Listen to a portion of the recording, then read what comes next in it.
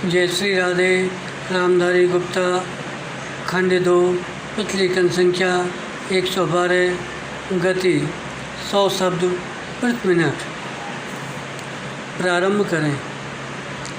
महोदय, भारतीय पंचांग में गोपाष्टमी एक महत्वपूर्ण दिन है जो प्रतिवर्ष हमें हमारी आर्थिक व्यवस्था में गोधन के महत्व का स्मरण कराता है। विराम। देश के जीवन में गोधन के ऊंचे स्थान को ध्यान में रखकर ही हमारे पूर्वजों ने इस दिन को राष्ट्रीय पर्व के रूप में मनाने का निश्चय किया था। विराम। गोधन की पूजा प्राचीन काल से इस दिन की विशेषता रही है। विराम। दुर्भाग्य से कालांतर में हम इस पर्व के वास्तविक उद्देश्य को भूल गए और गाय की पूजा मात्र से संतुष्ट होने लगे। विराम।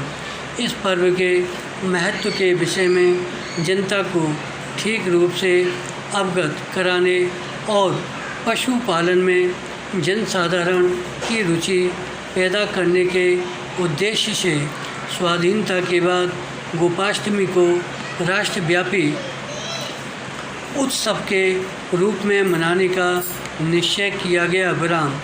1950-51 के अनुमान के अनुसार गोधन के द्वारा राष्ट्र की आय 660 करोड़ रुपए थी। विराम। यही कारण है कि दूसरी पंचवर्षीय योजना के अंतर्गत रखे गए विकास कार्यक्रम में पशुपालन और नस्ल सुधार को इतना ऊंचा स्थान दिया गया है। विराम।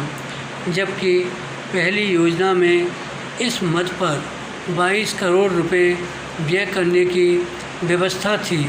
दूसरी योजना में पशुपालन और दुग्धशाला आदि के लिए 56 करोड़ रुपए की राशि निर्धारित की गई है। विराम। यदि हम देहातों में रहने वाली देश की अधिकांश जनता को पूर्ण लाभ पहुंचाना चाहते हैं तो हमें पशुपालन और पशुओं के नस्ल सुधार के काम को अधिक महत्व देना पड़ेगा। विराम। पैरा। साधारणतया हमारे देश में गाय को आदर की दृष्टि से देखा जाता है, किंतु इस आदर का आधार धार्मिक भावना है। जीवन में गाय की व्यावहारिक उपादेयता नहीं। विराम। धार्मिक भावना से इसका संबंध जोड़ने में भी मुझे कोई हानि नहीं दिखाई देती, किंतु केवल इसी विचार से गौ सेवा का व्रत लेना और व्यावहारिक उपयोगिता को कोई स्थान न देना गोपाष्टमी की प्राचीन परंपरा के लिए घातक है। विराम। यदि हम इस पर्व के मनाने को सार्थक करना चाहते हैं तो हमें गाय की देखरेख और पशुपालन को एक व्यवसाय का रूप देना होगा अथवा इसका आधार आर्थिक मानना होगा और इसकी व्यवस्था लोगों के आर्थिक कल्याण की दृष्टि से करनी होगी। विराम। भावुकता में बुद्धि का पुट मिलाने से हम गोपाष्टमी पर्व की सार्थकता में ही वृद्धि नहीं करेंगे बल्कि अपनी धार्मिक भावना की भी अधिक रक्षा कर सकेंगे। विराम। हमारे देश के प्रायः सभी भागों में पिंजरापुर और गौशालाएं धर्मार्थ संस्थाओं के रूप में चलाई जाती हैं। विराम। इस कार्य में प्रायः आर्थिक दृष्टिकोण को स्थान नहीं दिया जाता।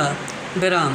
हमें इस कार्यप्रणाली को बदलना होगा और गाय तथा दूसरे घरेलू पशुओं की देखरेख आदि के लिए हम जो कुछ भी करते हैं उसका आधार आर्थिक बनाना होगा। विराम। मैं नहीं समझता कि यह काम किसी भी प्रकार से असंभव या कठिन है। हमें इसे वैज्ञानिक ढंग से करना होगा जिससे सभी चीज़ों का पूर्ण उपयोग हो सके और कोई भी चीज़ नष्ट या व्यर्थ न जाने पाए। विराम।